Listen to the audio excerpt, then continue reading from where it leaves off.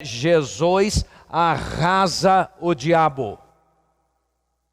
E nós vamos ao texto da palavra. São dois textos. Na verdade, o episódio de hoje é tratado por Marcos e por Lucas. Lucas, o médico. Marcos, talvez, segundo os estudiosos, os eruditos, o primeiro dos evangelhos. Então, Marcos, não na ordem que está na Bíblia, mas cronologicamente falando. O primeiro a ser escrito, Marcos, e o médico Lucas.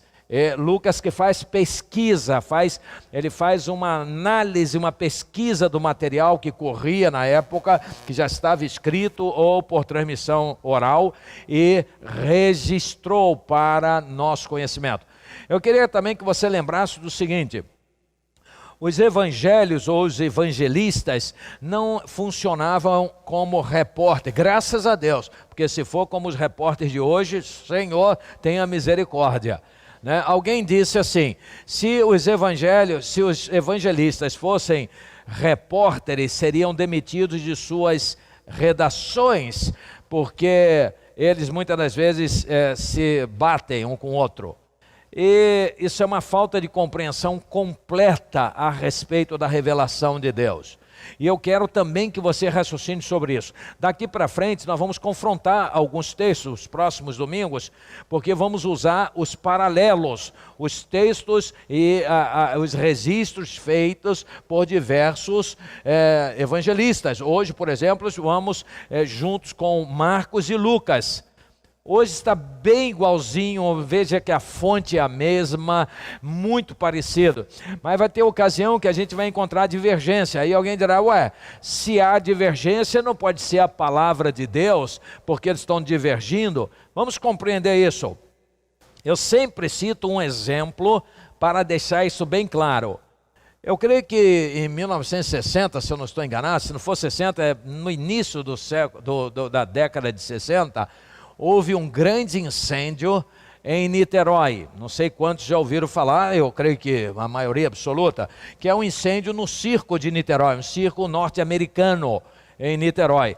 Né? Eu creio que todos já ouviram falar desse incêndio. Nesse incêndio, não é isso? Foi 60? Foi em 1960? Então, em 1960, esse incêndio em Niterói. Então, todos sabem que houve esse incêndio em Niterói. Mas, Jeová, quantas pessoas morreram nesse incêndio? Você não sabe? Bastante gente. Mariana, quantas pessoas morreram nesse incêndio? Quantas? Muitas. Mas quantas? Carlos, quantas? Hélio, sabe quantos, Hélio? Hein? 6 anos. Meu irmão Hélio, quantas pessoas morreram nesse? Muitíssimo. Irmã Lígia, quantas? Mas e o número? Ô Getúlio, o número? 80. 80. Quem sabe? Jorge, sabe quantos? Pesquisa aí, Jorge, vê aí quantos morreram. Quantos morreram? Olha só, então olha, é um bom exemplo. Então eu, crítico, vou dizer, é mentira. Não houve incêndio em Niterói. Porque se tivesse havido, vocês saberiam quantos morreram. Entendeu? 80 deve ter sido muito mais de 80. Hein? 503. 503. Aqui pesquisou, deu quanto? 503. Está batendo um pouquinho. Mas se for pesquisar direitinho, aí vai descobrir que não foram 503. Que foram 700 e pouco, que morreram alguns depois. Neste incêndio surgiu o grande Ivo Pitangui. Eu acho que todos sabem disso. Porque Ivo Pitangui era um residente médico e se dispôs a socorrer os queimados, os sobreviventes.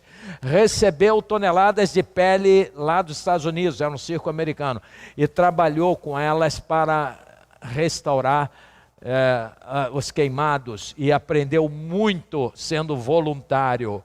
Isso tornou um grande nome internacionalmente falando.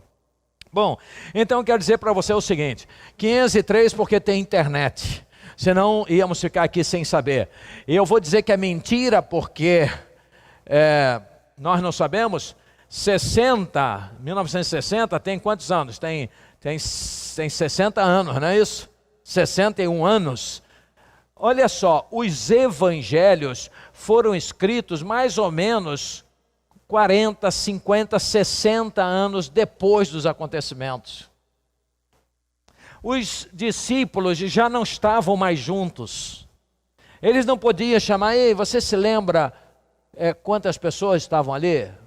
Eles agora tinham que escrever porque eles sabiam que estavam envelhecendo e que precisavam deixar registrados os fatos. Então eles começaram a escrever. E aí está a inspiração divina, porque eles escreveram algo precioso, que eles assistiram, eles viram, era tão notório, que eles só escreveram depois que eles perceberam, tocados pelo próprio Espírito Santo de Deus, de que deveriam deixar registrado. Então a memória, obviamente, vai falhar algumas vezes.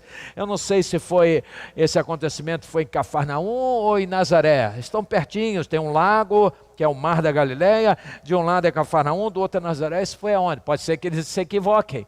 Mas o fato é que o acontecimento eles se lembram muito bem. Eles se lembram muito bem do incêndio, mas eles não se lembram dos detalhes. E é isto que às vezes bate, e então alguém vem e diz que se eles fossem repórteres, seriam demitidos de suas redações. Graças a Deus eles não são repórteres, porque os repórteres mentem muito. E você sabe disso. Eu posso afirmar que 80% a 90% do que eles escrevem é mentira. É mentira. E manipulações. Vocês sabem que eu fui vítima disso. De repórteres lá e ouvi tudo, ficaram me perseguindo o dia inteiro. Quando chegaram às 10, 11 horas da noite, estiveram na minha casa, tudo que eu falei distorceram, pegaram e distorceram e me colocaram numa situação terrível diante dos islâmicos, diante do país Kuwait, porque mentiram. E depois não desmentem. Você pode avisar, você pode mandar carta, você pode telefonar, você pode fazer o que for, que estão nem aí. Eles querem que mais que complique mesmo. Então, os evangelistas registrados. Finalmente, antes de entrarmos na mensagem, quero que você também compreenda uma coisa. O que é mais sagrado? A manifestação de Deus que fez acontecer algo, que está aqui visto, ou o registro daquele algo que aconteceu? O que é mais sagrado para você? É o registro ou é o fato? É o acontecimento. Quem acha que é o acontecimento que é o mais sagrado? Levante a mão. Pode baixar. Quem acha que é o fato, que é a escrita? Então a maioria absoluta, obviamente, considera que é o fato, a manifestação de Deus, o milagre de Jesus andar sobre as águas. Isso é que é uma maravilha. Agora, quem vai escrever, se ele escrever que foi no Mar Morto, porque ele esqueceu que não foi, seria no Mar da Galileia, isso aí para mim pouco importa. O importante é que Jesus andou sobre as águas. É isso que devemos compreender. O fato em si é que é o poder de Deus manifesto entre os homens. E nesta noite nós veremos isso. Jesus arrasa o diabo. E nós vamos a Marcos capítulo 1, versos 21 a 28. E também Lucas 4, de 31 a 37. Vamos ver como se parecem os registros. Marcos 1, 21 a 28 diz assim: Eles foram para Cafarnaum. E assim, ou ele foi, né? Eles foram para Cafarnaum. E assim que chegou o sábado, Jesus entrou na sinagoga e começou a ensinar. Todos ficaram maravilhados com o seu ensino, porque lhes ensinava como alguém que tem autoridade e não como os mestres da lei. Justamente naquela hora, na sinagoga, um homem possesso de um espírito imundo gritou: O que queres conosco, Jesus de Nazaré? Do outro lado, hein? Mar da Galileia, Cafarnaum, Nazaré. Que queres conosco, Jesus de Nazaré? Guarde Nazaré agora, hein? Guarde isso aí. Nazaré, Nazareno, Nazaré. Vieste para nos destruir? Sei quem tu és, o Santo de Deus. Cala-se e saia dele, repreendeu Jesus. O espírito imundo sacudiu o homem violentamente e saiu dele gritando. Todos ficaram admirados, que perguntavam uns aos outros: o que é isto? Um novo ensino? E com autoridade, até os espíritos imundos ele dá ordens e eles lhe obedecem. As notícias a seu respeito se espalharam rapidamente por toda a região da Galileia. Agora Lucas capítulo 4, versos 31 a 37. Então ele desceu a Cafarnaum, cidade da Galileia, e no sábado começou a ensinar o povo. Todos ficavam maravilhados com o seu ensino, porque falava com autoridade. Na sinagoga havia um homem possesso de um demônio, de um espírito imundo. Ele gritou com toda a força: ah, que queres conosco, Jesus de Nazaré? Nazaré, guarde de novo. Vieste para nos destruir? Sei quem tu és, o Santo de Deus. Jesus o repreendeu e disse: cala-se e saia dele.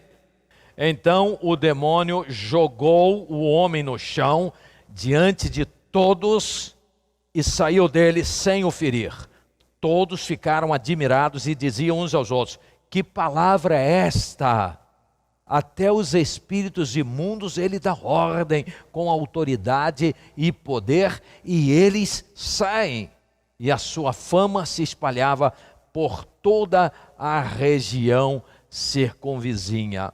Pai, aplique a tua palavra a cada um de nós e dá-nos entendimento em Cristo Jesus. Amém. Meus queridos, o confronto de Jesus contra o diabo foi anunciado pelo Deus único, Deus Iavé, lá no jardim do Éden, você se lembra? Porém, inimizade entre você e a mulher, entre a sua descendência e a descendência dele.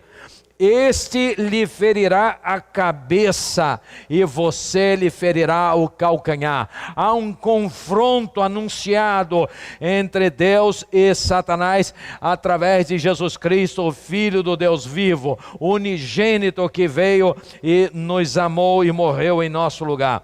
Nós vamos ver então, meus queridos irmãos e amigos, nesse episódio, que Jesus Cristo arrasa com o diabo, arrasa com Satanás, arrasa com seu reino, arrasa com os demônios. E nós vamos ver em primeiro lugar que Jesus arrasa o diabo porque se interessa pelos assuntos do Pai. Enquanto Jesus está na terra, ele se interessa pelos temas, pelos assuntos que dizem respeito ao reino. Ele está totalmente envolvido. E ele então, ele comparece às sinagogas onde o povo se reúne. É o que diz o verso 21 de Marcos. Eles foram para Cafarnaum e assim que chegou o sábado, Jesus entrou na sinagoga e começou a ensinar. É interessante que Lucas não diz que ele começou a ensinar na sinagoga, dando a impressão de que ele ensinou na cidade. Diz assim: ele então desceu a Cafarnaum, cidade da Galileia, e no sábado começou a ensinar o povo. Mas fica bem claro que foi na sinagoga. Ele ia à sinagoga, ele considerava a sinagoga a reunião do povo de Deus, ainda que estivesse a sinagoga contaminada pela religiosidade. A religião estava mandando, haviam perdido contato espiritual com Deus, sua liderança estava comprometida com o pecado, e abraçada a religião, e não conseguia enxergar Deus em Jesus, não viu a autoridade em Jesus, pelo contrário, sempre se iravam contra Jesus, e combateram a Jesus. Então, ele arrasa o diabo, porque ele se interessa pelos assuntos do Pai. Em segundo lugar, meus queridos irmãos e amigos, Jesus arrasa o diabo, porque ele não só se interessa, mas ele participa do culto, ele tem interesse nos cultos, na celebração. Ele sabe o que ele está fazendo na casa de Deus, ele sabe o que ele está fazendo quando está reunido, ele tem plena consciência, é um exemplo para nós. Nós sabemos que quando estamos na casa de Deus, quando estamos no altar de Deus, quando estamos nas dependências da casa de Deus, quando estamos reunidos em nome do Senhor, seja numa residência, seja num espaço livre, ou seja nos templos, nós devemos manter uma postura de respeito a Deus, de consideração a Deus e de trabalho para o Senhor, de serviço. Você não deve vir à igreja para receber só, mas para oferecer. Você vem para oferecer culto. Você vem para oferecer adoração. Você deve estar na casa de Deus para aprender da palavra de Deus e para servir a Deus através do próximo. Não existe nenhum serviço a Deus que ignore o próximo. Eu não posso respeitar a Deus se eu não respeito o próximo. Eu não posso amar a Deus se eu não amo ao próximo. Eu tenho que amar a Deus acima de todas as coisas, e ao próximo como eu amo a mim mesmo, respeitando-nos, né? Ajudando-nos mutuamente e ajudando-nos para crescermos na fé. E eu não estou aqui para julgar ninguém, nem você. Nós estamos aqui para nos ajudar mutuamente a crescermos, ajudarmos-nos mutuamente a vencer as tentações, porque elas chegam e tentam nos derrubar, como uma onda. Você vai a uma praia, águas bravas, e elas derrubam alguém, você vai lá e socorre. Você não vai pisar na cabeça de quem caiu, mas vai tentar subir, levantar aquele que caiu e firmá-lo. E daqui a pouco sou eu que posso cair, então outros também me seguram. É assim que Deus pensa, igreja. Igreja é como um grande hospital. Não somos perfeitos, mas devemos buscar a face do Deus vivo e crer somente nele e ajudarmos-nos mutuamente. Jesus está na igreja, Jesus está na sinagoga e ele participa diretamente dos cultos, porque do interesse da comunidade, porque ele, segundo o próprio texto, ele se põe a ensinar aquelas pessoas. Ele parece que não está ensinando oficialmente, mas o que sai da boca de Jesus deixa sempre todos impressionados, porque tem um conteúdo que jorra, e as pessoas percebem isso claramente. Meu querido irmão e amigo, não é possível que a mentira seja tão confundida com a verdade. A verdade está num polo, a mentira está no outro. Elas tentam enganar, ou a mentira tenta enganar a nossa mente, mas Deus nos capacita a perceber quando há mentira e quando há verdade. Você já deve ter percebido isso. Às vezes até no louvor, num cantor, num pregador, tu olha e diz, não passa nada. Cantores que cantam para louvar a si próprios. Evangélicos, você vê que o camarada ou a camarada canta para si, para se valorizar, para ele se despontar, ele aparecer, e não para glorificar a Deus. Dá para perceber. Você olha e nota, a mentira e a verdade, elas podem vir na mesma telinha, mas elas são de polos completamente diferentes. Jesus arrasa o diabo porque participa dos cultos, ele se interessa, começou a ensinar, entrou na sinagoga e começou a ensinar, ou seja, ele está trabalhando, ele ouve pessoas, ele age com todo o poder, ele está trabalhando na casa de Deus. Ele não está ali simplesmente para receber, ele foi oferecer, e foi oferecer-se para abençoar. Você é convidado a fazer isso também. E a pessoa, se todos nós pensarmos assim, eu vim à casa de Deus para oferecer ao Senhor adoração e para ajudar mutuamente e amarmos-nos mutuamente, que maravilha! Nos respeitando, dando atenção, ouvindo, escutando a dor de cada um, orando uns pelos outros. Que bom, que maravilha. Falta isso em nós. Eu gostaria muito que a gente tivesse a oportunidade, se Deus quiser, teremos, de fazer encontros para fazermos verdadeiros encontros da verdade. Vamos dizer quem somos, vamos dizer, vamos ouvir também o que pensam sobre nós, No início pode doer muito, mas eu creio que vamos criar um entrelaçamento muito grande e vamos compreender muitas vezes. Tem irmãos que são simpáticos, chega, fala com todo mundo, tem outros que passam e não falam com ninguém. E a gente diz, pô, esse camarada passou por mim, nem fingiu que não me viu. Às vezes não fingiu não, às vezes é porque é o temperamento, ou é tímido, ou é tímida, ou está com a cabeça no mundo da lua, ou está preocupado com contas para pagar, com doenças, e aí, ou é um estilo, né? É bom que nós todos, jovens, adolescentes, senhores, senhoras, sempre nos preocupemos uns com os outros, porque se eu passo e não falo, a menos que eu esteja completamente apressado e não dá tempo mesmo que eu tenho que fazer alguma coisa, mas podendo, vou cumprimentar as pessoas, né? Dar um alô, eu acho que isso faz muito bem uns aos outros. Então Jesus deixa esse exemplo, mas em terceiro lugar, Jesus arrasa o diabo, porque não se deixa levar pela religião. Jesus nunca se deixou levar pela religião. Jesus nunca foi comandado pela religião. Jesus nunca demonstrou religiosidade. Jesus sempre demonstrou relacionamento com o Pai e nos convidou a termos o mesmo relacionamento de filhos, filhos que abrem o coração, filhos que não precisam de roupa especial com distintivos para dizer que servem a Deus. Pelo contrário, ele disse, esses caras que oram em praça pública e que têm roupas bonitas, cheias de distintivos, Deus não está nem aí para isso. Ele vê o coração, nosso coração. Então, ele nunca se deixou levar pela religiosidade, a tal ponto de que sempre, todos os encontros, se foram 50 encontros, ou se forem 100 encontros, ou 300 encontros de Jesus com a religião, somente em 2 não teve confusão. Somente em 2 não houve confusão.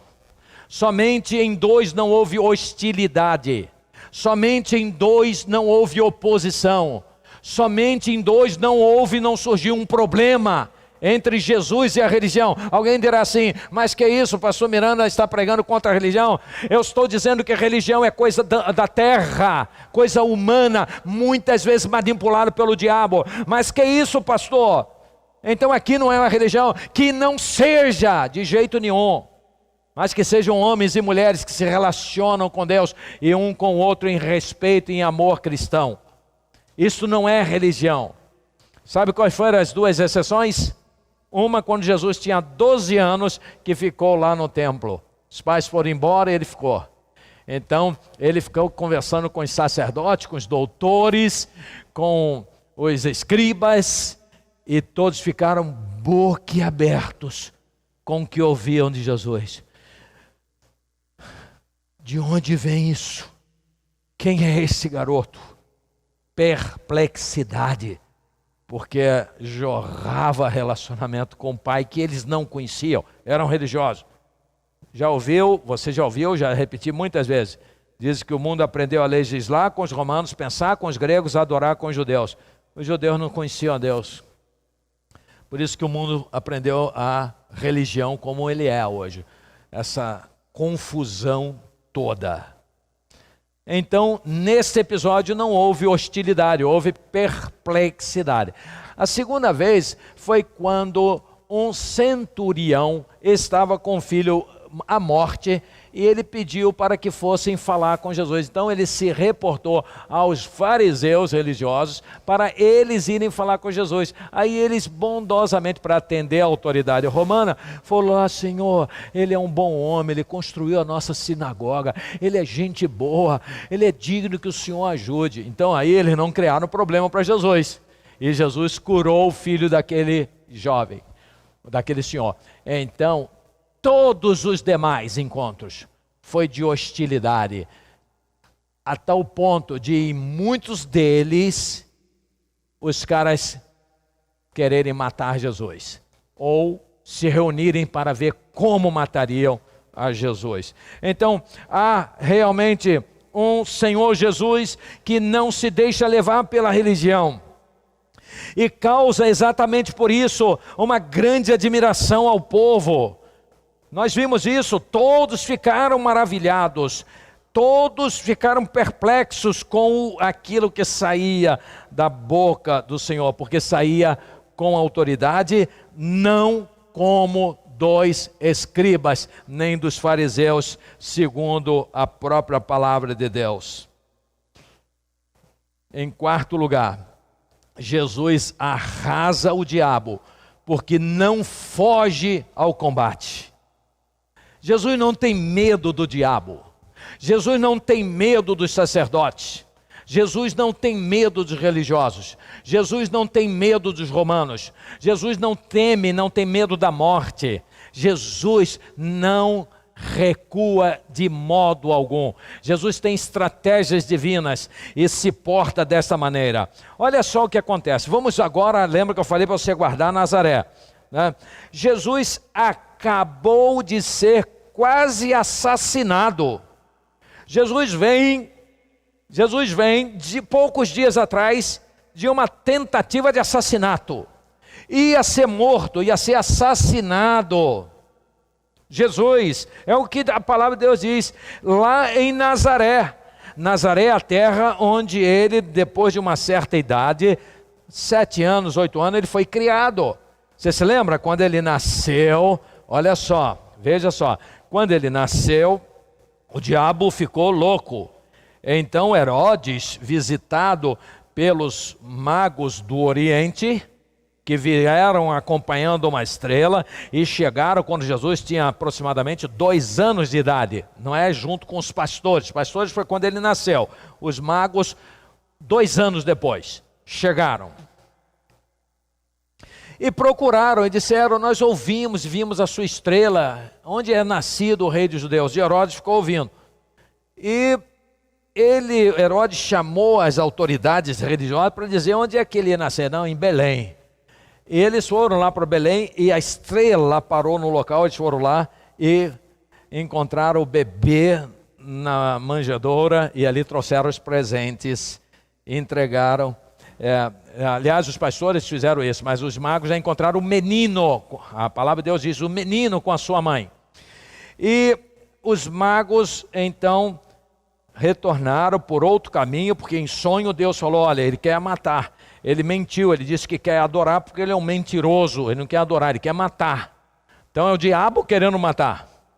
E eles vão por outro caminho. Quando Herodes descobriu que eles foram embora por outro caminho, se sentiu enganado e cheio de ódio, determinou o quê? A morte de todos os meninos nascidos de 2 anos para frente.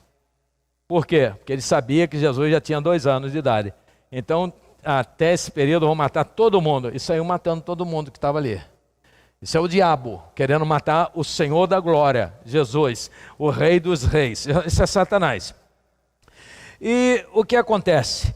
Jesus, ele foge, né? Os pais dele fogem para o Egito, porque o anjo apareceu e disse, vá para o Egito. E ele ficou lá até uns 7 anos de idade, e depois morreu esse Herodes, e o anjo apareceu e disse, pode voltar. Voltou, e ao invés dele ir para a terra dele, ficou em Nazaré, ali ele foi criado. Então, por isso ele foi chamado de Nazareno. E é interessante que em Nazaré, ele foi à sinagoga, 1 semana ou 2 atrás, talvez 1 semana atrás, ele foi na sinagoga. Chegando na sinagoga em Nazaré, pegaram o livro, o rolo, e deram para ele ler. Ele leu no profeta Isaías, que dizia, o Espírito de Yahvé está sobre mim. O Espírito de Yahvé, o Deus único, está sobre mim, porquanto me ungiu. Aí quando ele leu aquilo, entregou lá ao oficial e ficou quieto. Mas diz o texto que todo mundo ficou perplexo olhando para ele. Perplexos, olhando para Jesus. Ué, por que eles olhavam assim? Talvez eles estivessem dizendo, quem é este homem? Que leitura é essa? Que coisa profunda é essa? Que coisa que arde nosso coração desse jeito? Aí Jesus falou assim, vocês estão assim? Porque, é o que Jesus está dizendo, sabe por que vocês estão assim? Porque está se cumprindo essa profecia agora diante de vocês. Quando ele falou isso, aí foi um tumulto. Alguns disseram, eu sabia que tinha alguma coisa diferente. Outros disseram, não, isso aí é mentiroso. Nós conhecemos ele, conhecemos o pai dele, a mãe dele, conhecemos os irmãos, as irmãs dele, porque Jesus teve vários irmãos e irmãs, segundo as Escrituras. E nós conhecemos todos eles. E outros dizem, não, ninguém pode fazer isso, ninguém pode tocar desse jeito em nós. E aí, os líderes ficaram irados. E Jesus disse para eles duas coisas que foram fulminantes. Jesus disse, olha, no tempo de Elias havia muitas viúvas em Israel. Mas a nenhuma delas o profeta foi enviado, senão a viúva de Sarepta, que é outro país, que está em outro país. E havia muitos leprosos no tempo de Eliseu em Israel, mas a nenhum deles ele foi enviado e nem foi curado, mas ao sírio, lá da Síria. Quando Jesus falou isso, meu amigo, tumulto, confusão, culto acabou, pancadaria, prisão, ele é preso. Jesus é preso em Nazaré. Olha só, Jesus é preso em Nazaré. E eles agarram Jesus. E aqueles santarrões com os guardas do templo seguram Jesus e carregam Jesus para fora da cidade, expulsam ele da cidade, levam até um despenhadeiro e vão jogá-lo ali para baixo. Aqueles santarrões, os religiosos vão jogar Jesus. Vão jogar Jesus de despenhadeiro abaixo. Quem teve a oportunidade, o Gilson, a Regina e outros aqui, a Marina e outros, já foram a Israel e foram lá nesse lugar. E quem sabe aqui muitos ainda poderão fazer isso. Que você olhe e diz, não acredito que eles iam fazer isso. Está lá o lugar, se jogar você não sobrevive. Morre, iam jogar Jesus, eles agarraram Jesus, eles decidiram, eles deram a sentença. Isso são os sacerdotes, meus queridos, são os líderes, são os oficiais, são os religiosos, expoentes da religião. Vamos jogar Jesus e vamos estoporar Jesus, vai arrebentar de todo, é isso que a gente quer. Mas sabe o que o texto diz? Jesus escapou de modo miraculoso deles. Lucas capítulo 4, versos 28 a 31. Vamos ver. Todos os que estavam na sinagoga ficaram furiosos. Não sei se temos esse texto. Furiosos quando ouviram isso. Quando ele falou aquelas coisas lá do Amã, quando falou aquilo da viúva.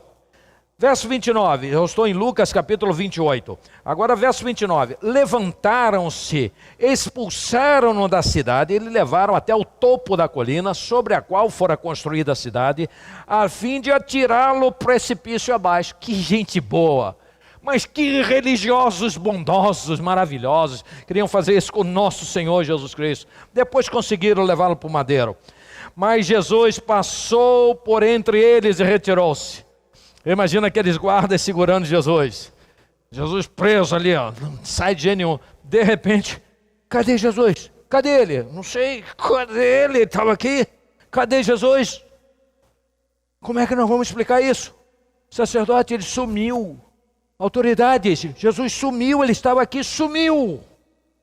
Eu imagino que devem ter sido punidos por isso, né? Mas a glória de Deus, não era chegada a hora dele. Verso 31, então ele desceu a Cafarnaum, ou seja, ele saiu do precipício que ele ia ser jogado, e já pega um barquinho, vai para o outro lado, chega no outro lado no sábado, está ele na sinagoga. É corajoso demais, não foge. É uma inspiração para mim e para você. Não devemos ter medo, não temos que ter medo de coisa alguma, não temos que ter medo dos protocolos da ONU, maldita ONU. Não podemos ter medo, não podemos ter medo da agenda do STF, que está alinhada aos protocolos da ONU para a destruição da família. Não podemos ter medo de ninguém. A nossa vida é passageira, nós não podemos ter medo da morte, muito menos das prisões, que seja para a glória de Deus nossas vidas. Não devemos agradar o mundo, mas agradar a Deus e pregar a palavra de salvação ao mundo. Esta é a verdadeira atitude em favor do mundo. E não me aliançar com o mundo e dizer na maior cara de pau, eu faço porque todo mundo faz. Se eu digo isso, ou se eu já disse isso alguma vez, eu confessei que eu sigo o príncipe desse mundo, que é o diabo. Tenho que ter muito cuidado com essa história. Então ele sai do precipício que ia ser lançado e agora entra em Cafarnaum, porque ele não foge ao combate. E chegando na sinagoga em Cafarnaum, ele vai até lá, ele entra e é confrontado e confronta com um demônio. Esse demônio, na verdade, ele usa a palavra demônio e seria o próprio diabo? Talvez não, mas certamente seus soldados. Mas não era um demônio. Vieste destruir-nos. Eles normalmente andavam em conjunto, legiões. Eles estão atormentando pessoas. E olha o que diz, capítulo 1, verso 23. Justamente naquela hora, na sinagoga, um homem possesso de um espírito imundo gritou. Amigo, irmão, irmã, nunca fique com medo da pessoa, nem com raiva da pessoa.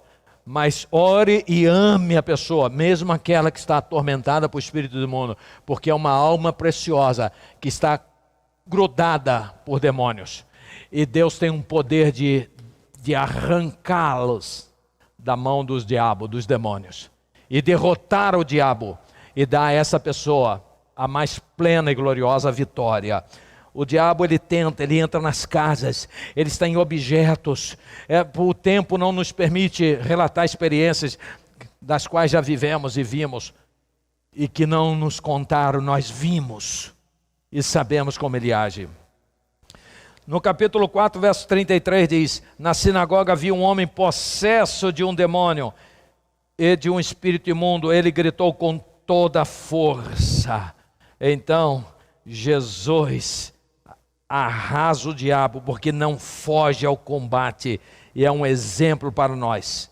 Em quinto lugar, Jesus arrasa o diabo porque prossegue com sua missão, mesmo depois de denunciado pelo diabo.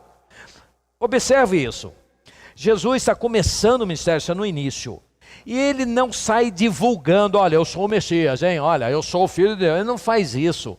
Olha, eu vim aqui para pisar na cabeça do diabo. Olha, não. Ele está simplesmente agindo, pregando, ensinando e operando. Mas ele não fala, quando os discípulos descobrem que ele é o Cristo, diz, ei, fiquem quietos, não fale para ninguém. Mas os demônios começam a denunciar, o diabo quer denunciá-lo, para colocar ele em situações embaraçosas e para que a oposição se levante contra ele. Os demônios começam a denunciar. Mas Jesus agarra o diabo, porque prossegue com a sua missão, mesmo depois de denunciado pelo diabo. Verso 24 em Marcos 1. O que queres conosco, Jesus de Nazaré? Vieste para nos destruir? Sei quem tu és, o Santo de Deus. É uma denúncia. Eles sabem que não é para fazer isso, mas eles conhecem Jesus. Eles viram o que eles fizeram lá na sinagoga de Nazaré. Eles viram o intento deles, que era derrubá-lo pelo precipício e matá-lo. Agora Jesus está ali. Eu sei quem você é. Nós sabemos muito bem quem você é, o Santo de Deus. Eles não estão querendo elogiar Jesus, eles estão denunciando Jesus para criar problemas. Lucas capítulo 4, verso 34. Ah, que queres conosco, Jesus de Nazaré? Vieste para nos destruir? Sei quem tu és, o Santo de Deus. Eles denunciam, mas Jesus não para por causa disso. Jesus poderia falar assim, não era para ter feito isso, denunciar, agora vou ter que segurar. Não, Jesus continua e vai rasgando e abençoando e fazendo a obra do Pai. Jesus arrasa o diabo porque prossegue com a sua missão, mesmo depois de denunciado por ele.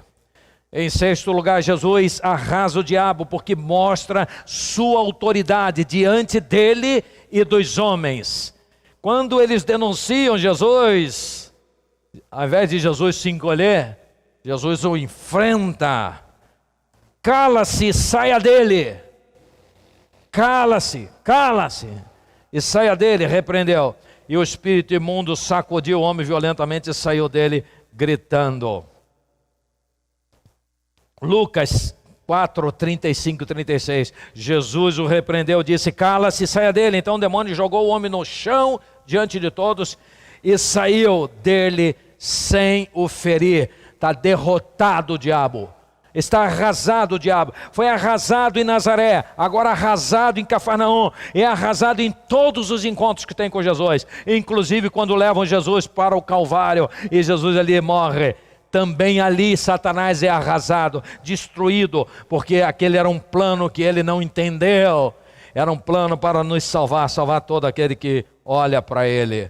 Então Jesus arrasa o diabo porque mostra a sua autoridade diante dele e dos homens. Mas Jesus continua fazendo a obra e os homens ficam perplexos. Todos ficaram admirados e diziam uns aos outros: que palavra é esta? É perplexidade. É ficar boquiaberto, embasbacado, não sabe quem é este? Que palavra é esta? É ficar tonto, é ver a glória de Deus e dizer: nunca vimos tal coisa. Quem é este? Imagina Jesus, um jovem, devia ser um rapaz, 33 anos ele morreu, isso aí estava com 30. Imagina um jovem com 30 anos, forte, bonitão, saudável, cheio de poder, quando abre a boca, arrasa os corações, no bom sentido, faz arder uma chama dentro do ser humano. E todos estão perplexos, e quem é este? Quem é este homem?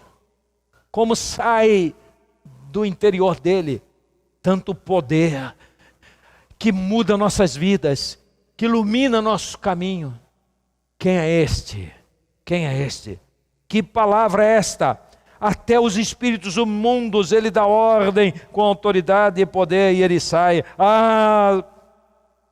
Integrantes da sinagoga, muito mais ele faz, muito mais do que isso. Vocês viram ainda muito pouco, mas estão dando glória a Deus. E em último lugar, Jesus arrasa o diabo, porque sua fama se propaga para todos os lados. O diabo quer matar, quer jogar no precipício. O diabo quer que ele aqui seja envergonhado. O denuncia para confundir. Mas, ao contrário, as maravilhas que ele pratica, que ele produz, faz com que seu nome seja conhecido, sua fama espalhada, as suas atitudes vão se espraiando e chegando em tudo quanto é lugar, de forma incontrolável, preocupante, de forma que as autoridades não sabem mais o que fazer. Como vamos reter este homem? Como vamos evitar isto? Todos vão crer nele, e virão os romanos e vão nos tirar o poder, porque eles gostam do poder do mundo, não do poder de Deus. Eles gostam da religião terrena, não do relacionamento com Deus. Vão vir os romanos, vão nos tirar o nosso apogeu, a nossa liderança, se deixarmos este homem fazer o que faz. Ele está curando e não podemos mais negar. Ele ressuscitou pessoas e não podemos negar, temos que matá-lo. É a decisão dos malucos, só pode ser maluco espiritual. Jesus ressuscita Lázaro, mais para frente nós vamos ver isso. Os caras se reúnem para matarem a Jesus e a Lázaro. Dá vontade de rir. Eles iam matar aquele que tinha sido morto e ressuscitado. Eles queriam matar de novo. E agora queriam matar a fonte do ressuscitamento. Não é ressurreição ainda, é ressuscitamento. Eles queriam matar aquele que ressuscitou, para que não mais ressuscite ninguém. Eles queriam matar aquele que curava, para que não mais cure ninguém. Eles queriam matar aquele que libertava, para não libertar mais ninguém. Eles queriam apagar a luz do mundo para não iluminar mais ninguém, porque eles queriam a iluminação da religião obscura, como sempre foi. Por isso tem milhares de religiões no mundo. E ainda vem o Satanás dizer que todo caminho leva a Deus. Todo caminho leva a Deus. Eu prefiro acreditar na palavra de Deus que diz: só Jesus Cristo salva. Amém? Eu sou o caminho. Tem um artigo. Eu sou o caminho e a verdade e a vida. Ninguém vem ao Pai senão por mim. Jesus arrasa o diabo porque sua fama se propaga. Capítulo 1, Marcos, verso 28. As notícias a seu respeito se espalharam rapidamente por toda a região da Galileia. Lucas 4,37. E a sua fama se espalhava por toda a região circunvizinha. Para concluir, Jesus arrasa com o diabo e com o seu reino. Só fica preso a Satanás hoje quem rejeita Jesus, pois a porta está aberta, está escancarada para todos serem salvos. Não importa o buraco que se meteu, está lá dentro do buraco, não consegue sair. É vício, é prostituição, é homossexualismo, é roubo, é violência, é macumbaria, é feitiçaria, é idolatria, seja o que for. Seja o que for, Deus tem a mão que vai lá onde o homem está, onde a mulher está, e o pega. É só olhar para ele, buscar socorro, e o arranca da cova, do buraco, da caverna podre, e o lava. Não importa o que fez, se confessarmos os nossos pecados, Ele é fiel e justo para nos perdoar os pecados e nos purificar de toda injustiça, de toda iniquidade, de tudo que era podre, de tudo que era ruim, de tudo que era mortal. Não importa, Ele ama a mim e a você, Ele ama o seu coração, o seu interior, o seu espírito. E todos que estão nos ouvindo, e todos aqueles que pudermos levar essa palavra, Ele ama o ser humano, porque Deus amou o mundo, amou o islâmico, amou o incrédulo, amou o ateu, amou a prostituta, amou o gay, amou o ladrão, amou o corrupto, amou o feiticeiro, amou a todos, amou o arrogante, amou a todos, amou os seus inimigos, a tal ponto de enviar o seu Filho unigênito, para que todo, não importa que tipo de buraco se meteu, todo aquele que nele crê, não pereça, mas tenha a vida eterna. Tenha Zoé, grego, significa vida eterna, muito mais do que bios, vida física. A porta está escancarada para todos que querem ser salvos, salvos da condenação determinada ao grande fraudador, ao grande mentiroso e ao grande aprisionador de quem rejeita a Jesus. Curve a sua cabeça. Você que está em casa, coloque sua vida agora diante de Deus, o Pai. Você que está aqui, diga: Pai, eu ouvi a tua palavra. Essa palavra não é do pastor Miranda. Não é do pastor Miranda. Essa é a tua palavra. Eu posso checá-la, eu posso conferir, eu posso reexaminá-la, eu vou checá-la mais profundamente, eu vou analisar detalhe por detalhe. Eu quero a tua palavra, eu quero a tua voz, eu quero a tua presença em mim, eu quero o sangue de Jesus sobre mim, para me lavar dos meus pecados. Eu confesso que sou pecador e enumero os pecados. Fala com Deus, diga o que você fez, abra o coração, pode vir como filho querido e abrir o jogo para o Pai, abrir o jogo para o irmão Jesus. Diz coisas que você tem vergonha de falar para o homem, diz para ele, abre teu coração, diga: lava-me completamente, me tire as impurezas, me tire essa ratazana em putrefação dentro de mim, que é o pecado, me arranca e me lava com seu sangue, me purifique, uma asepsia poderosa e espiritual, que cure minha mente, meu espírito, e meu ser, e me liberte. Eu quero te servir. Eu não sou escravo do inimigo. Eu te arrebento, Jesus. Eu te arrebento em nome de Jesus, Satanás. Eu te arrebento pelo poder do Senhor Jesus. Não é no meu poder, mas no do Senhor Jesus, meu Senhor, meu Salvador, meu amigo, meu amado, que deu sua vida em meu lugar. Eu te destruo, Satanás, porque eu olho para Jesus, porque eu volto minha vida para Jesus, e eu entrego minha vida a Jesus. Eu não sou escravo daquilo que você coloca em mim. Eu sou liberto, porque aquele que é mais valente do que você te amarrou, te derrotou, te arrasou, e você está arrasado, fraudador. Você está arrasado, condenado. Você está arrasado, inimigo. Você está arrasado, mentiroso. Você está arrasado, escravizador. Você, inimigo de Deus e meu inimigo. Pai, eu renovo meu coração diante de Ti, minha vida, venha me encher da Tua presença. Senhor, enche-me do Teu Espírito Santo. Banhe-me com o sangue de Jesus, o Teu Cordeiro que tira o pecado do mundo. Me cure, salvar, curando, curar, salvando, é o que Jesus veio fazer. Me cure agora, me liberte agora, me sare agora, me perdoe agora, me renove agora, me encha do Teu Espírito Santo agora, em nome de Jesus. Me liberta dos vícios do pecado, da imundícia, pelo sangue de Jesus, em nome de quem eu oro.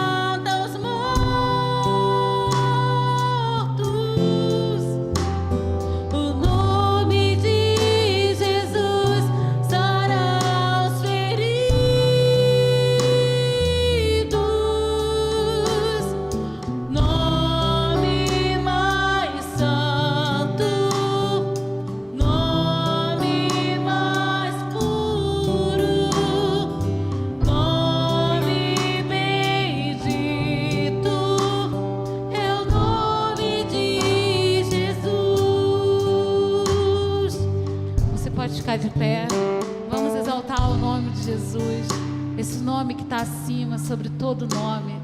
Você crê nisso? Vamos declarar isso.